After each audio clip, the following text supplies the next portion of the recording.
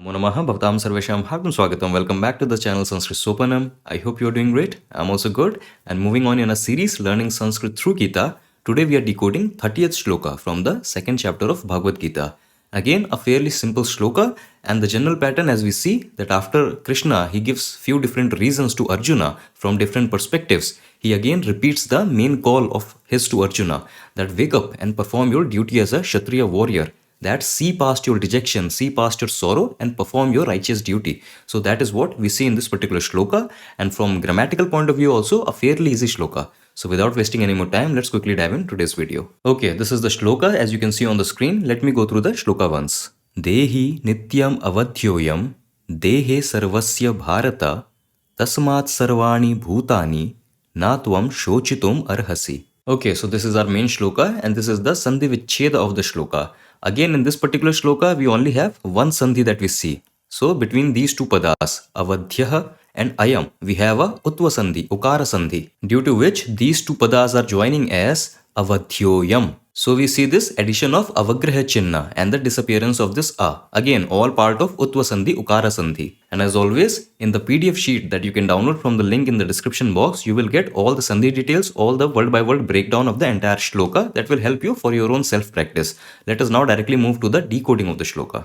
Okay, and we are starting with this implicit use of Kriya Pada asti. So asti, it is not in the shloka, but we know it is an implicit use, it is implied there. That translates as is, something is. Okay, so we ask this question that kaha asti, that who is, what is in that sense. And the response we get is ayam dehi asti. And ayam and dehi, these are the padas we get directly from the shloka now. So our main pada is dehi. And again we have seen this pada so many times. This is coming from the pratipadika dehin, which means one that has acquired a deha, one that has acquired a body. So who has acquired a body? So our self, the Atman. Atman has acquired a body. So with this Dehin and its Prathama Vibhakti Ekvachanam Roop Dehi, we are basically referring to the self, the Atman, the embodied soul. Okay. And then this Ayam. So this Ayam again is a Sarvanama. It is coming from Idam Pratipadika. So this Ayam, the Prathama Vibhakti Ekvachanam of this Idam Pratipadika, this is just conveying this. So, ayam dehi, this self, this soul, this Atman, this embodied soul in that sense. Okay, so I hope these two padas are clear. And since dehin, this pratipadika is a pullinga pratipadika, so this ayam also is taking the pullinga form. So again, all these things, adjectives and pronouns, they follow their noun. All these things we are well aware of. But now we have this statement that ayam dehi asti, that this self is.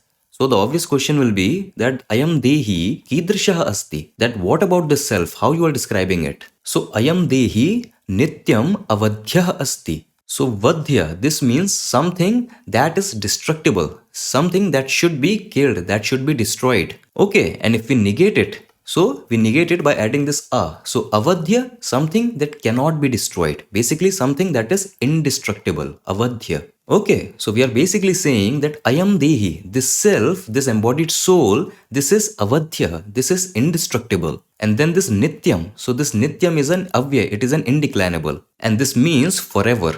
Forever, and this can also mean eternally. Okay, so basically we are reinforcing this fact that ayam dehi nityam avadhya, that this self, this Atman is forever indestructible, is eternally indestructible. And when we move on, so we have an additional detail about this Dehi, about this Atman, that Kutra Dehi, that this Dehi, this Atman, where is it? So the Dehi, that is Sarvasya Dehi. Dehi, this is coming from Deha Pratipadika. Deha means Sharir.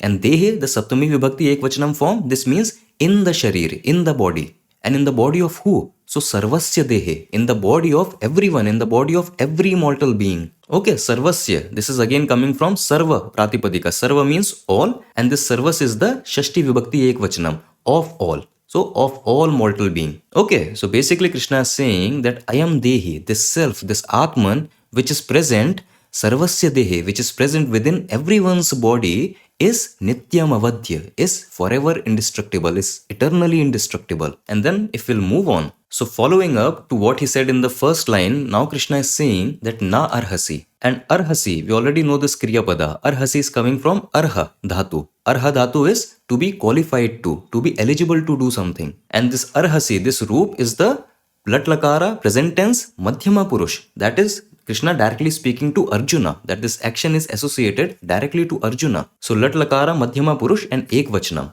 Arha dhatu changes into arhasi. That you are qualified to, you are eligible to. But here we have a preceding na, so the meaning is negated. That you aren't qualified to, you aren't eligible to. The question will be kim kartum, to do what? And the response is shochitum. Shochitum, this is coming from shuch dhatu. Shuch dhatu means to grieve, and shochitum, this here is the same dhatu modified using tumun pratyaya. So we get this shochitum, that is the purpose of action. That you aren't qualified to, you aren't eligible to do what?